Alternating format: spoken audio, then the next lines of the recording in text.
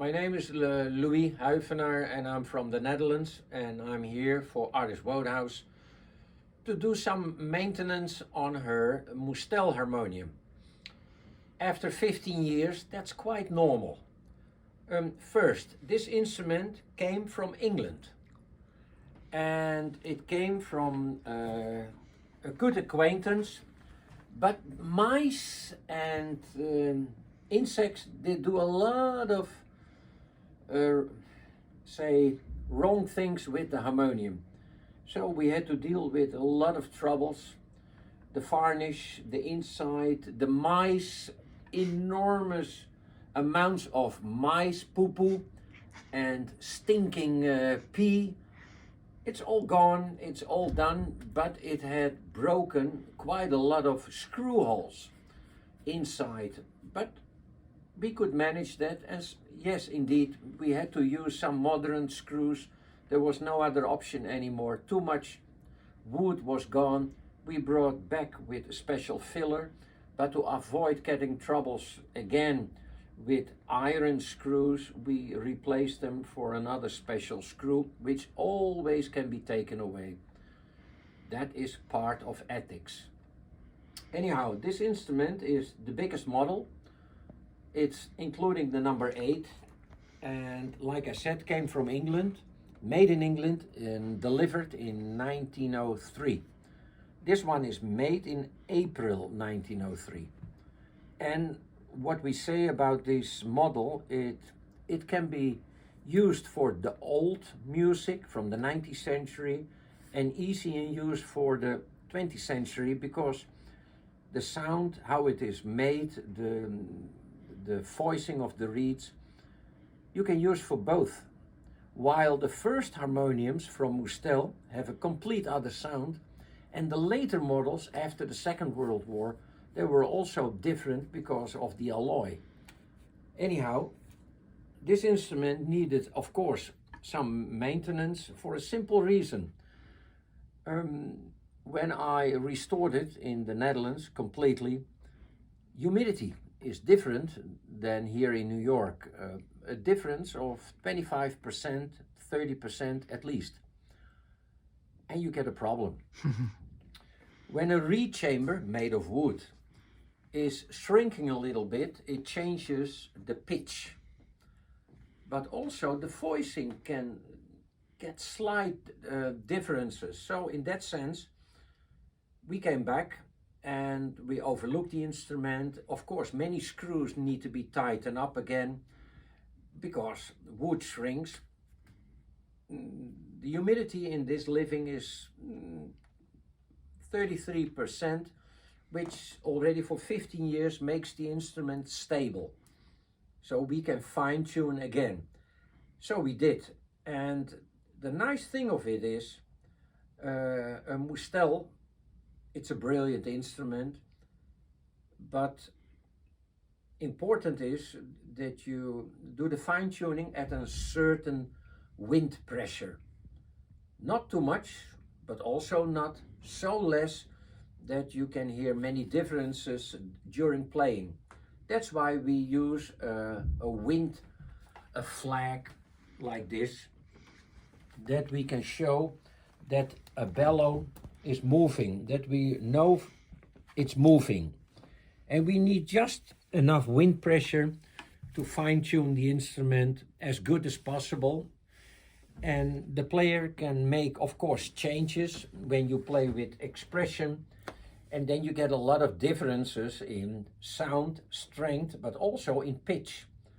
You can make 2 reeds in an octave shaking to each other if you give a lot of pressure. But you try to avoid that, of course. What can I show you? Well, we already tuned most of it, but the fine-tuning for 3 stops are the most difficult one. Harpiolienne 2 in the bass, Harpiolienne 8 in the treble, number 8. So number 5 in the bass, number 8 in the treble, and Voix Celeste 16. Voix Celeste 16, Harpiolienne 8, Harpiolienne 2. And the most important thing is your whole instrument is tuned unisono. It means everything has the same pitch, sounds correctly, from bass till the end, but with a certain wind pressure, it needs to be completely equal in sound, that there is no vibration, that the bass sounds lower or higher.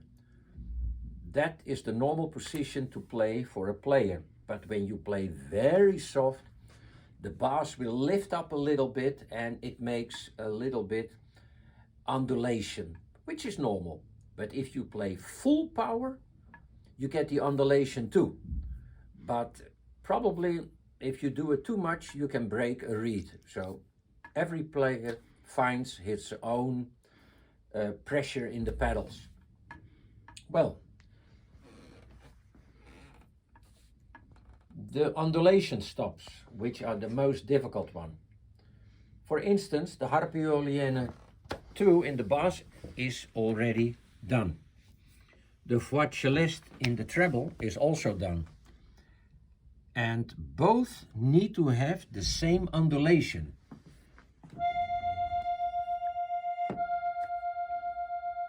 Which is very important, and tuning these reeds can take days. Wow, is that so much? Yes, because you need to fine tune again. And you have to listen with your ears.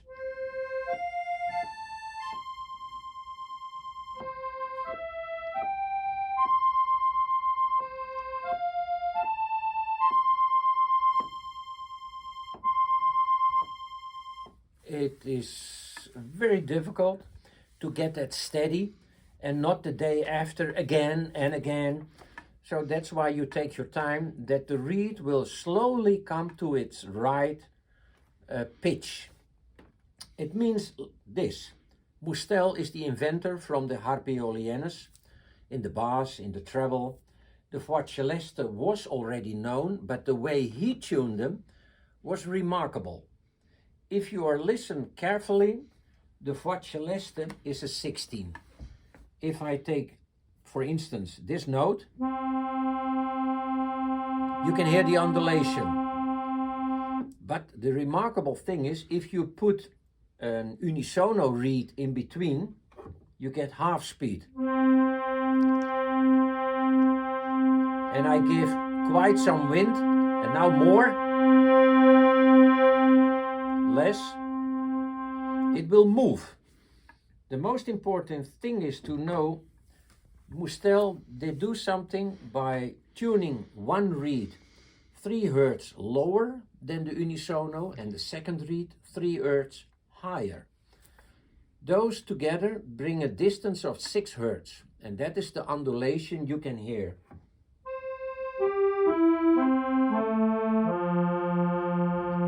It means that same sound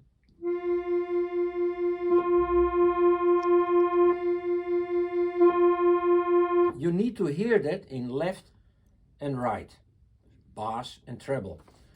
So the composers did right for that specific thing, that you can hear the differences, especially when you put an extra stop, the 16 in this case, you can half speed the undulation and you can play with that. Anyhow, we will open it and we have to, well, we can show something.